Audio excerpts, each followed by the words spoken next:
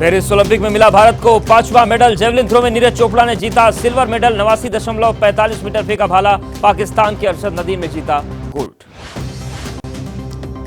Silver medal जीतने के बाद बोले नीरज चोपड़ा, देश को मेडल दिलाने पर हो रही है बेहद खुशी। सर्वश्रेष्ठ प्रदर्शन की रही कोशिश, भविष्य में और बेहतर करने का प्रयास। पीएम मोदी ने नीरज को बधाई एक्स पर पोस्ट कर कहा, नीरज ने बार बार अपनी प्रतिभा दिखाई है। खुशी है कि वो एक बार फिर ओलंपिक में सफल रहे। रजत पदक जीतने पर उन्हें शुभकामनाएं। नीरज चोपड़ा 2 ओलंपिक मेडल जीतने वाले चौथे भारतीय खिलाड़ी बन चुके हैं। इसी ओलंपिक में मनु भाकर ने जीता 2 मेडल। पीवी सिंधु, सुशील कुमार भी जीत चुके हैं ओलंपिक में 2-2 मेडल। बेटे की कामयाबी पर बोले नीरज चोपड़ा के पिता, लगातार दूसरे ओलंपिक में मेडल जीतने पर फख्र। भारत दूसरे देशों को दे रहा है फाइट। इस बार चोट से थोड़े परेशान थे नीरज। भारतीय हॉकी टीम ने ओलंपिक में जीता ब्रॉन्ज मेडल। भारत ने स्पेन को 2-1 से हराकर लगातार दूसरे ओलंपिक में किया भारत ने ब्रॉन्ज मेडल पर कब्जा। भारतीय टीम के कप्तान हरमनप्रीत सिंह जीत कर रहे हीरो। स्पेन के खिलाफ किए दोनों गोल।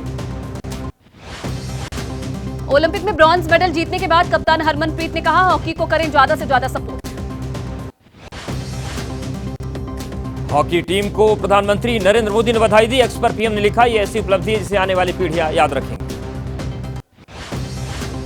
अमन सहरावत सेमीफाइनल में जापानी रेसलर से हारे। जापान के री हिगुची ने अमन को 10-0 से हराया। संसद में आज भी उठ सकता है विनेश फोगाट का मुद्दा। ओलंपिक फाइनल से पहले अयोग्य करार दिए जाने का मामला, जिस पर आज बात हो सकती है। रेसलर विनेश फोगाट के ओलंपिक से बाहर होने के सदमे में देश प्रयागराज में कांग्रेस कार्यकर्ताओं ने किया विरोध प्रदर्शन।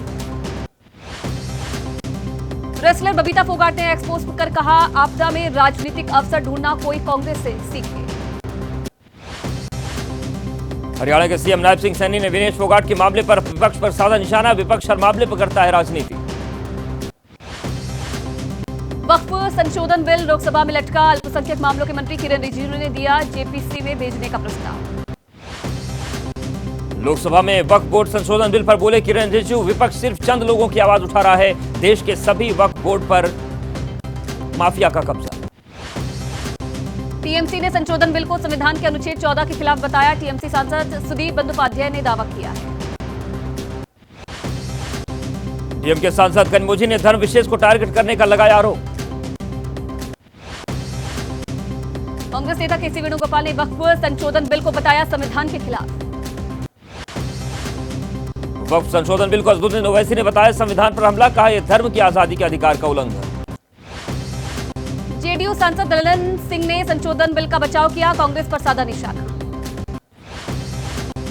आरजेडी का तंज, जेडीयू अब बन गई है बीजेपी। पार्टी प्रवक्ता शक्ति सिंह यादव बोले, ललन सिंह के बयान से जेडीयू का मुस्लिम विरोधी चेहरा खुलकर सामने आया।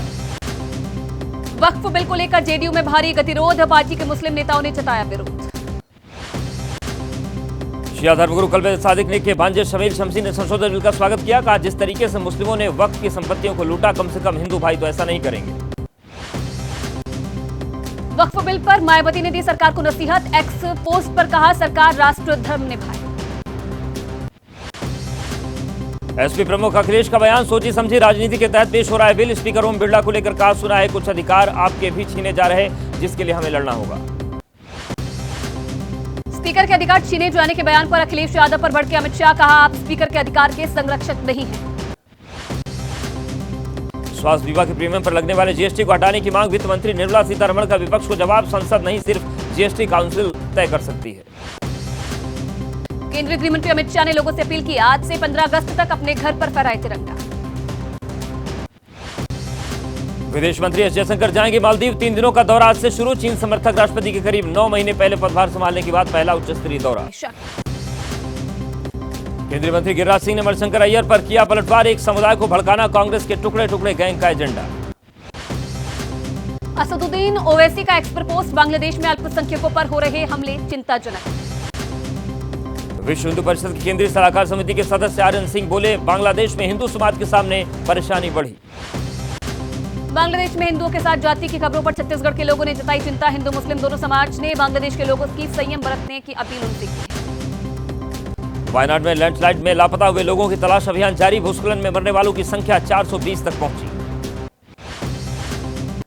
वायनाड में आपदा प्रभावित लोगों की मदद का दावा, ठगी के आरोप में जेल में बंद सुकेश चंद्रशेखर ने की केरल के सीएम से अपील। उत्तराखंड के रुद्रप्रयाग में लगातार हो रहा है लैंडस्लाइड, पहाड़ी से गिर रहे बोल्डर, केदारनाथ धाम में भी मौसम बिगड़ा।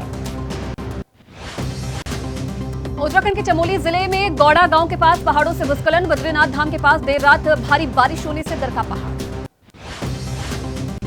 प्रयागराज में लगातार बढ़ रहा है गंगा यमुना नदी का जलस्तर, प्रयागराज के कई इलाकों में पानी में डूबे, निचले इलाकों में लोगों को परेशानी। वाराणसी में तेजी से बढ़ रहा है गंगा का जलस्तर, अगले 24 घंटे में तटीय इलाकों पर बढ़ा बाढ़ का खतरा। पटना में गंगा का पानी खतरे के निशान के पार, इस साल पहली बार गांधी घाट पर खतरे के निशान के ऊपर बह रही है गंगा।